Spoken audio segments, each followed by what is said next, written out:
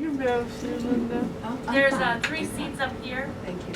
There's 3 seats in the front and 2 seats over here. We have 2 more over here. We have a couple more seats. I'm working on this, Alex, but it may not pan out. That's okay. Trying new technology is hard, but fun.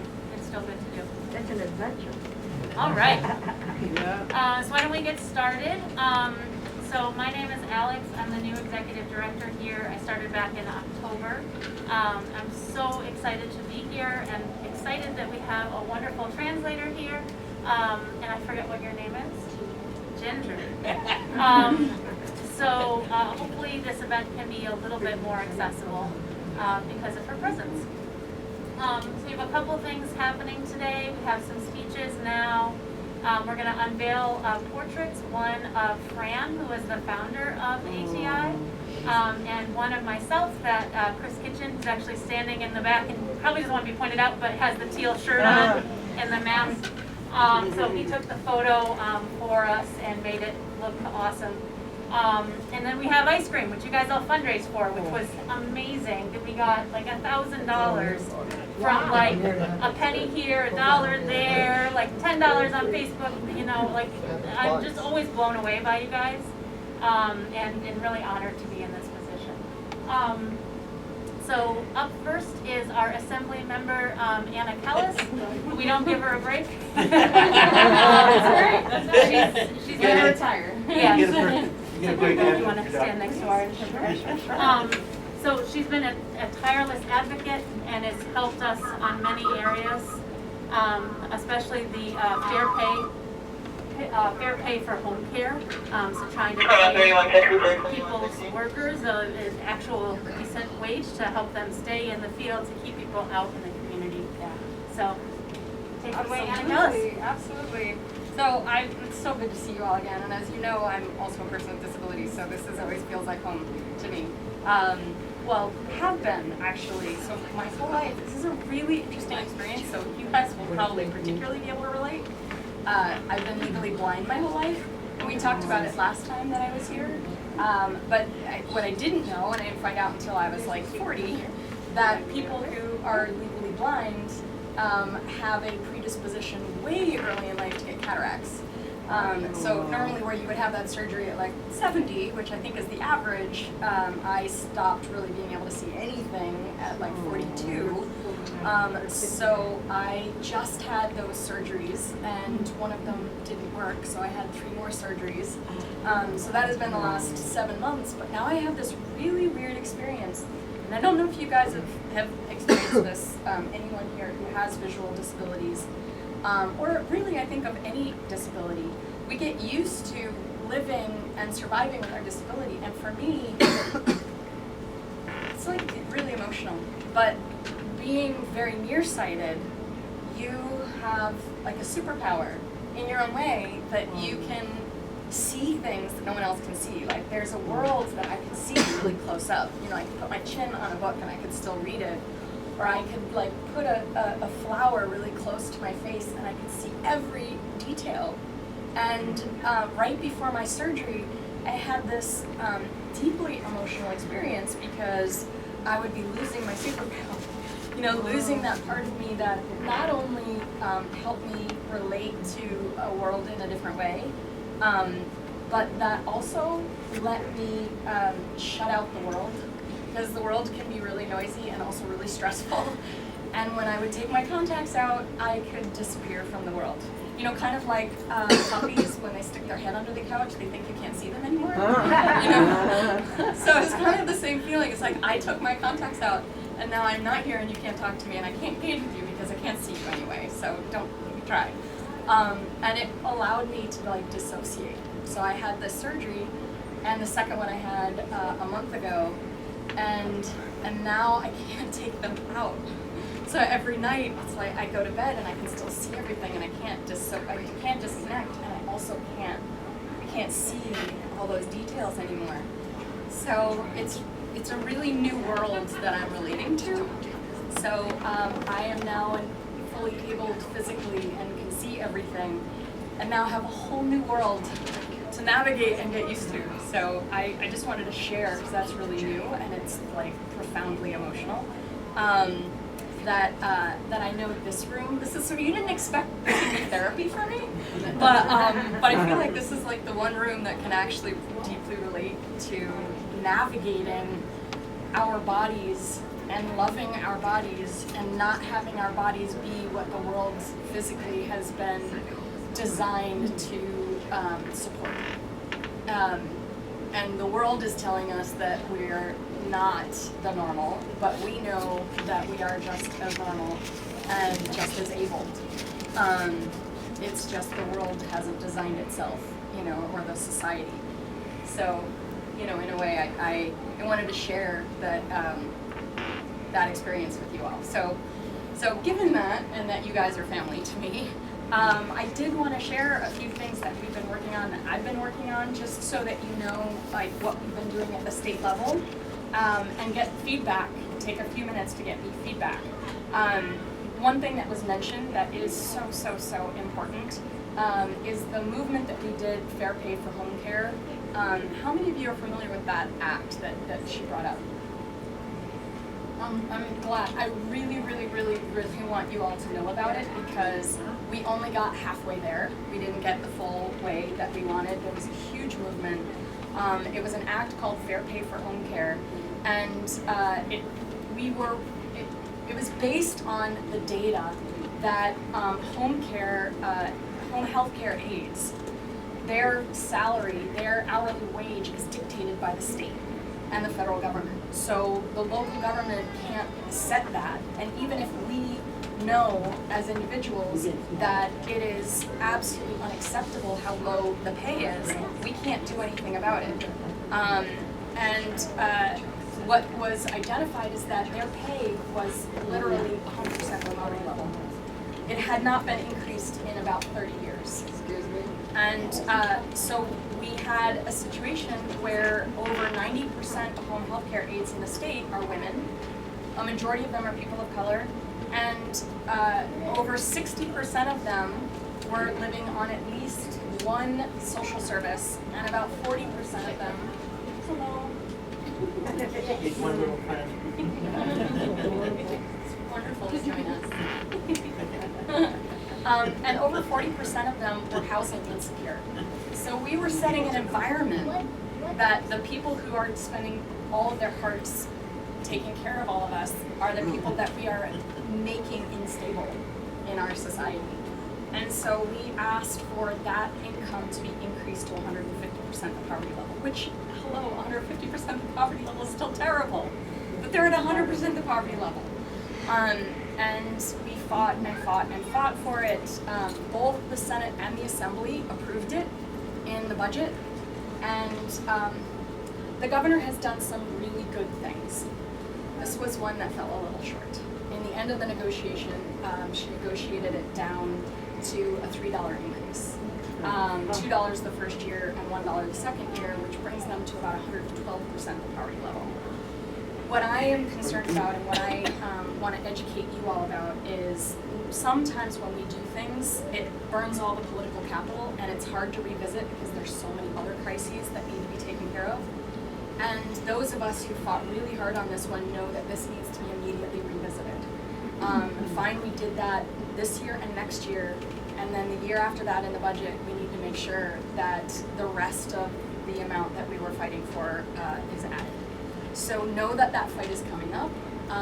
We had thousands of people that showed up in the Capitol. Like, I've never seen anything like it. Tears streaming down. It was just the most beautiful thing that I have seen. Stories that people have experienced because they can't get home health care aides because we have a shortage, because people are leaving, because they can't afford to be home health care aides. And so people who've been left for days without a home health care aide, but not able to take care of their needs. So it was a win. It was a huge win. It hadn't been increased in 30 years. So we got half of what we wanted, and we will go back for the other half. But no, it was a win. That was really important. Another thing that was really important, yeah. Oh, 1 minute. Yeah, oh, 1 minute. Oh, okay. I will be very careful then. I'm terrible at keeping to a very tight timeline. There is another bill that was really important that has been chaptered, it has been signed, and I'm very happy about it, is access for students with two things. Students with disabilities now will have access to digital information, electronic information, instruction for all classes. So people who are visually impaired or auditorily impaired will have material in a diverse amount so that they can access education the way that all students currently have access to information, and that was chaptered and it was passed, and that's so important.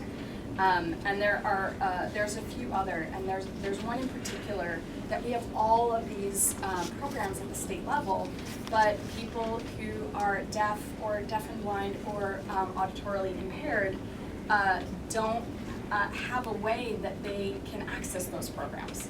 So a bill was passed, which I'm very excited about, which would create an office that is a one-stop that people can call and say, help me navigate and find the programs that help me. That currently doesn't exist. So we are trying to slowly get the state into the 21st century so that we can all access it, and just know that that is something I feel really passionate about and I can relate to deeply and personally. They're baby steps, including finally after 15 years of not increasing funding for independence centers, we finally did that this past budget. So it was another huge win. So I just wanted you to know the updates, because I will be coming every year, and each year I'll share our losses, I'll share our wins. I want you to be some of the most informed people in the state, and hopefully that started that process, and I'm so happy to be here to celebrate with you this year. So thank you guys so much.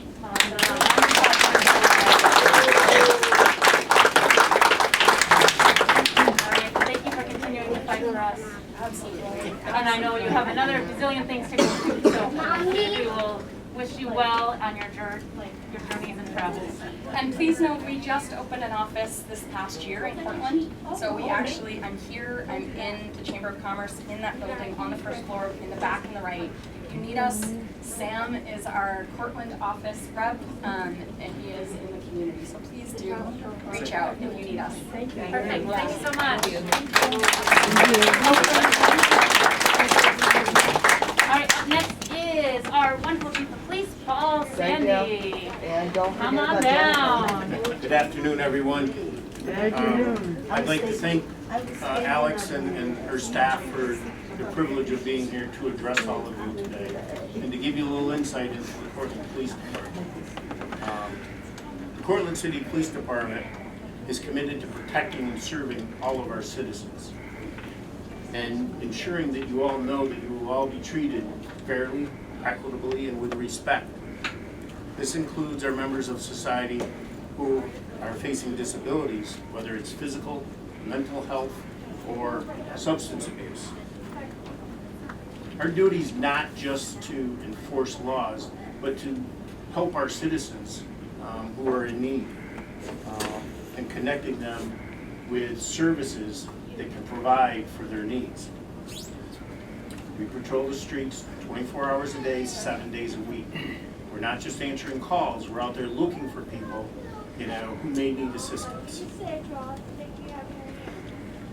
Currently, our city is facing the largest homeless population in decades, maybe ever. I've been on the force for 37 years, and I've never seen the struggles that we are going through.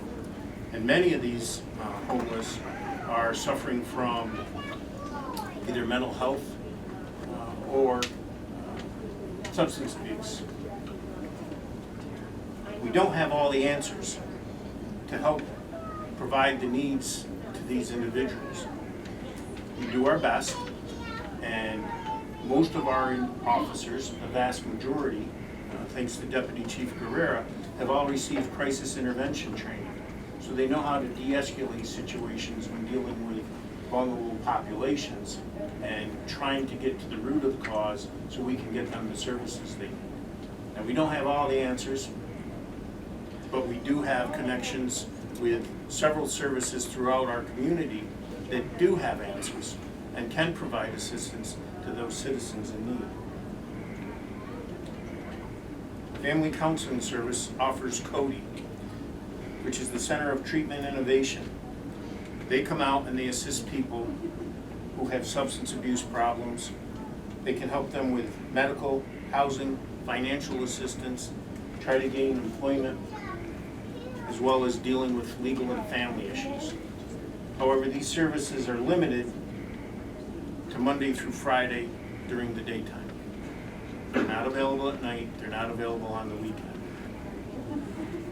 Liberty Resources offers mobile crisis. This is a group of individuals, counselors and social workers that can come out and meet with citizens when we can contact them and advise them we have somebody struggling with mental health issues that needs their assistance. Once again, their services are limited. They're typically available in the evening from 5 till midnight, Monday through Friday, or 7 a.m. till midnight on the weekends, because these individuals also have full-time jobs and they serve on this when time is available. Department of Social Services, once again, can provide services, of a wide variety, gaining insurance, financial assistance, housing, and so forth. But once again, they are not a 24/7 agency. Access to Independence, provides services with attempting to help individuals with physical disabilities live more independently within our society. Once again, not available 24/7. The only people you're going to find on the streets 24/7 is law enforcement. So we're faced with a huge challenge. How do we address those individuals in our community that need services that we can't provide? And when we turn to services and agencies that can provide these services, they're not here when we always need them.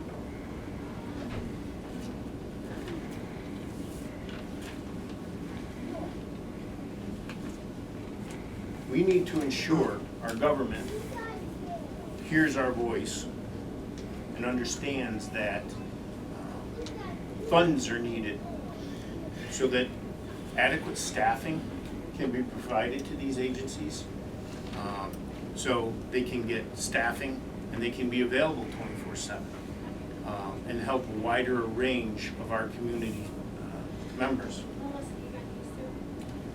We need to concentrate on infrastructure, make sure that curb cuts, parking spaces, elevators, accessible bathrooms are here for our individuals with physical disabilities. They're out there, but oftentimes as you walk around, there's not enough of them. There's not regular maintenance to them. We have to ensure that our local government and our state government realizes that there's a whole section of our society that needs special attention. They have needs beyond most of us, and we have to address those needs to make them inclusive in our society and to help them live independently. As I said, I've been in law enforcement for 37 years, and I've dealt with individuals with disabilities that go across the gamut. In my personal life, I took care of a father for 8 years until I couldn't get help anymore. He had a stroke, he was in a wheelchair. So I know what the daily challenges are. I know what the financial challenges are. I know there is a need to address these and to find adequate staffing and help so people can live independently. My father could have stayed home a few more years of his life had I been offered assistance with staffing. I ran out of staffing, I couldn't afford it anymore. And when I went to assistance, the choice was, according to government regulations, putting him in a nursing facility at a cost 3 times more than he could have stayed home for. I fought for 2 years. Never won that battle. Hopefully, we can win that battle and people can stay home.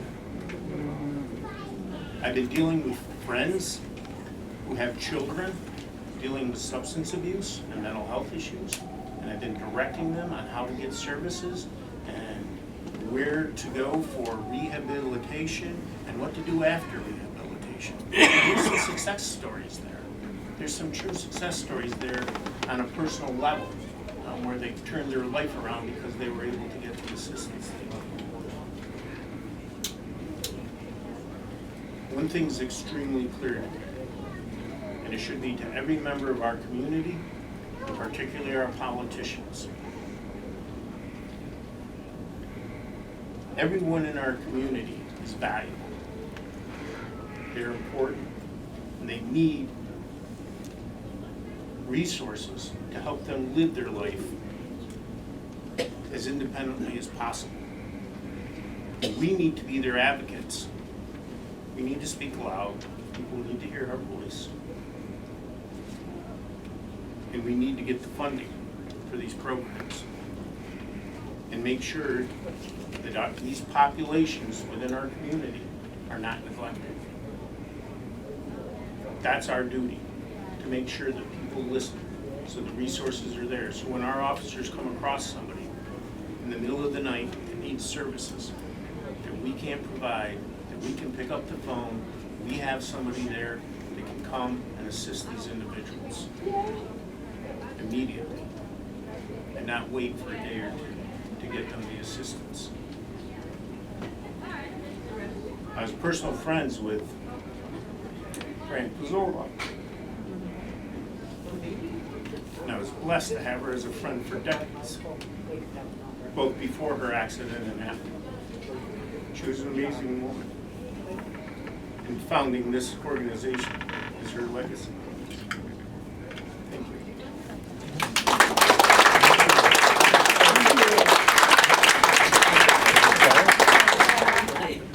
Yeah, I'd like to.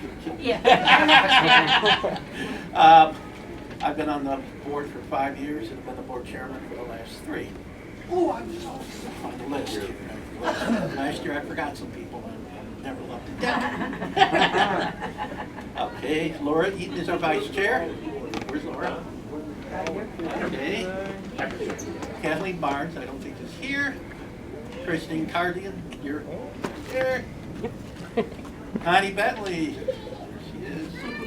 Dorothy Drummond. Good morning. Yep. Eaton Harrington Hall.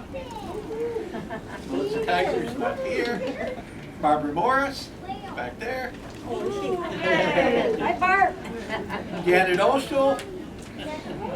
Yay! And then, of course, Lisa Pozzoli.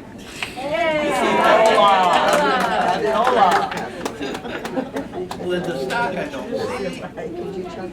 Christine Taranto, I don't see. And Angela Vanderwert, I don't see her. And Michael Wells, I do not see. Thank you guys very much for coming. Awesome. Thanks so much, Jerry. All right. So continuing on our introductions. So if any staff can hear me, feel free to walk forward so we can give you guys some props. So my name is Alex. I'm the new executive director. In the back of the room we have Allie, who's our director of community impact, who's awesome. So yay.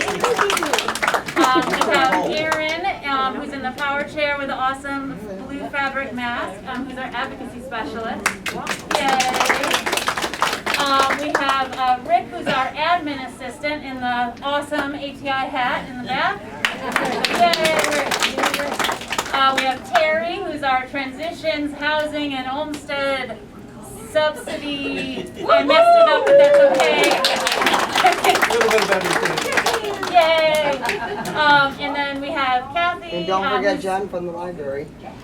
Oh, yeah, I'm not going to forget Jen from the library. She's awesome. She just doesn't work here. She has a whole other building we have to manage. You are awesome, Jen. So Kathy Cooper is our one of our newest employees, who's our service coordinator for the TBI and NHTD waiver, trying to get people out of nursing homes into the community. Yeah! We have our newest staff member, member Jess, who's in the awesome black ATI shirt. She's our peer for the nursing home program, so she's someone who went through a transition and is now able to help other people realize that they can do it as well. Let's see, we also have Sue, who needs no introduction. She's our independent living specialist, been here for over 20 years. We're lucky to have her every day she wants to be here before she retires, and hopefully that's not too soon. Let's see. Volunteer or Mike? I can just say that. Okay. So out at the front desk, you might have met Sherry Lewis, who's our finance person. So she makes sure the money is solid, so we can all have jobs and do good things. You also might have met Michael Eastman, who is our skills specialist. So he does a lot of employment stuff and like job readiness and skills training. What? You're volunteer up there. Yes, yeah, no, I'm not gonna forget. Yeah, we also have, let's see, so upstairs, we also have Amy Morris, who wasn't able to be here today. She's our New York Connect specialist. And so that's the staff. We also had an amazing MSW intern this year, who's sitting in the center here, Caitlin. She had one more day after today, so she's been really helpful for the last 10 weeks. If you know anyone who wants to intern, we love interns, bring it on. And we have so many volunteers that are amazing. Allie made these cool buttons, so the rainbow is for staff, the blue is for board, and orange is volunteers. So if you see that on someone, you know that they're connected with here. So yeah, so a moment of thank yous. So ADA is awesome. So my mom, who may not be able to hear me around the corner, but Terry Offner is here. She was the executive director of FLIC, which is the neighboring agency like ours, but in Ithaca. Back when Fran was trying to get this one off the ground, she actually got busloads of people together to go to the signing. I was 10 when this was signed, so I had no idea that ADA would impact me or anyone else that I loved and cared about. And so we still have to fight for it every day to make sure people can live in the life they want in the community of their choice as independently as possible, and kicking butt while they do it. So yeah, so just want to encourage you guys to sign up for our newsletter, sign up for the advocacy list that Erin does, because there's a lot of disability rights that might be on the line, especially with the recent Supreme Court case. They questioned Olmstead, which is the foundational case that people should be able to live in the community. Like Chief Sandy was saying, if it's cheaper to live in the community, why are we paying for people to be stuck in a nursing home when they can make coffee whenever they want, shower whenever they want, and watch whatever TV show they want? So it's important to be connected and involved so we can continue to let people know that we're not going to go away silently. Okay, so I think now is time for portraits. So if you want to bring them forward maybe. Chris Kitchen, who's here in the teal, sorry, I didn't tell him he would be on the spotlight so much. He's the awesome photographer that we decided to work with. He was very kind and compassionate and has photographed lots of people, so I'm very lucky that he chose to want to photograph us. Number one. While she brings the second one, you'll see things like this around. So there's one for like learn more about us, get on our newsletter, or advocacy, or just tell us and we'll write it down for you, because I know I'm not always technologically savvy. And if you want to donate money to us but you don't have any cash, we do accept Venmo and PayPal. Okay, so I want to invite Fran's mom up. Oh no!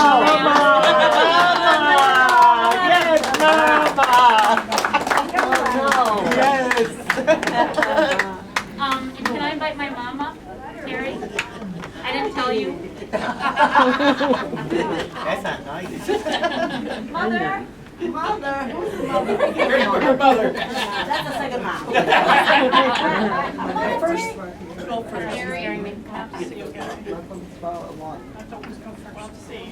Otherwise, she'd be tired. Do you want to help me and unveil my portrait? She's so long. Yeah, my mom. Fran's mom's doing hers. So this is Dr. Cherry Offner, who was the executive director of FLIST when ATI got started. And just a cool mom. I like your thing. Thank you. You have excellent taste. Great minds. All right. Absolutely. So you want to stand right over here, Mom. So we have Fran's mom and my mom. This is a photo that the family gave us. So you guys will just want to lift the cloths. Oh, no. You got it. Must be my baby. Yes. Go ahead. Woo! All right.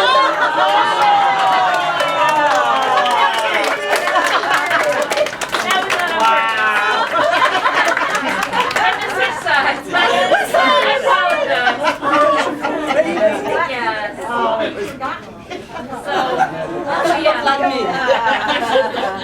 So these are going to go on the wall so everyone can remember awesome Fran's legacy and to know who is the current executive director. So up next we're going to do some ice cream outside in an open house. So feel free, if you're able to pick up your chair and you want to, are we still doing that, Allie? So if you're able to pick up a chair and you want to make sure there's a chair outside for you, feel free to pick up your chair and carry it. If you can't pick up the chair, we have other chairs outside. We'll figure it out. So anyway, so you guys are awesome. Follow us on Facebook and you roll. All right.